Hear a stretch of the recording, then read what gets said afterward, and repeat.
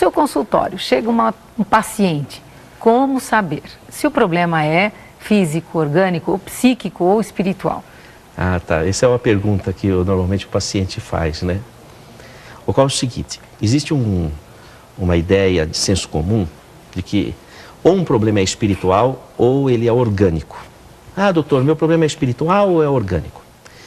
Isso é uma falha conceitual. Por quê? Porque a mediunidade, por ser uma faculdade de senso-percepção, ela tem um componente orgânico, tá? É interessante que Kardec, no livro dos médiuns, vai dizer, mediunidade é biológica. É verdade. Tá? Então, o que acontece? Quando uma pessoa ela tem uma interferência espiritual, o organismo reage. Tá? Então, o que acontece? Se a pineal, que está no meio da cabeça, capta por ondas eletromagnéticas, como o celular capta uma mensagem, aquela interferência espiritual, ela está arquivada no cérebro, ela vai reagir dentro do cérebro. Então, quando há uma aproximação de um espírito, na nossa casuística, nós observamos que há uma tendência a uma resposta adrenérgica, adrenalina. Então, a pessoa acelera o coração, aumenta o fluxo sanguíneo dos rins, então a diurese aumenta o fluxo sanguíneo da cabeça.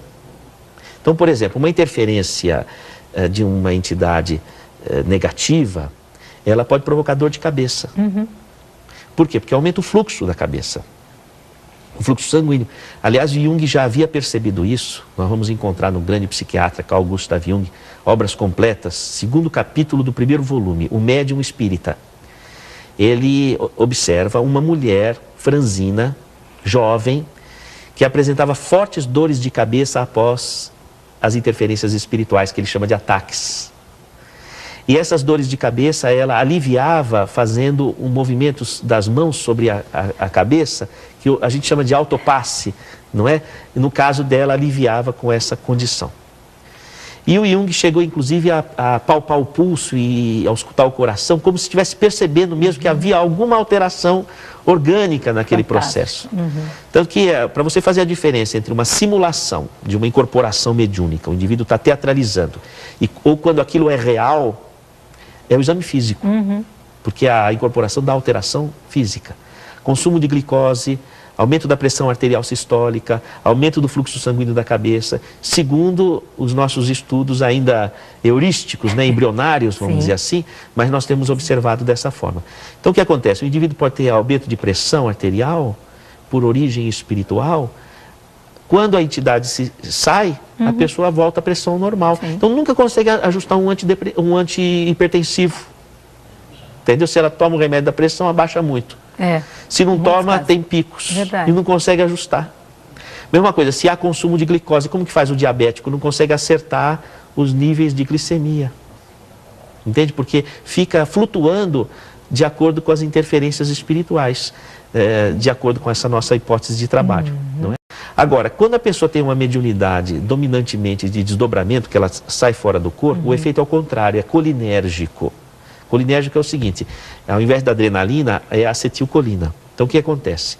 A pessoa tem uma diminuição do batimento cardíaco, uma queda da pressão arterial, e ela tem um aumento da peristalse, do movimento do aparelho digestivo. A barriga ronca, faz barulho, faz... não é? E essas pessoas que têm esse desdobramento, elas exalam energia, exalam ectoplasma. Então, as pessoas se sentem bem perto dela, mas ela se sente desgastada com as pessoas.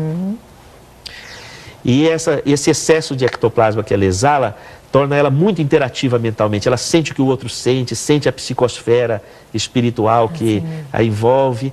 E aquilo pode ser tão difícil que o organismo reage, recolhe no metabolismo esse ectoplasma, desvia essa energia e a pessoa começa a formar cistos, tumores, miomas, cistos ovarianos, cisto de tiroide, cisto hepático, cisto renal, ou então ela tem sangramentos, porque é uma forma de perder esse ectoplasma, metrorragias, que a medicina não consegue entender o que está acontecendo. A pessoa sente uma depressão que não se trata com remédio nenhum, não consegue tratar, porque já está envolvendo outra esfera, que é a senso-percepção mediúnica. Precisa agregar os tratamentos, não é? Então, o raciocínio clínico se mantém. Você vai tratar o sintoma. Lógico. Quando a pessoa não tem controle, com o medicamento, até que ela possa ter controle. Ela precisa de apoio psicoterápico para poder se encontrar, é aquela história da árvore com a raiz, a identidade, não é? E o tratamento e depois o exercício mediúnico.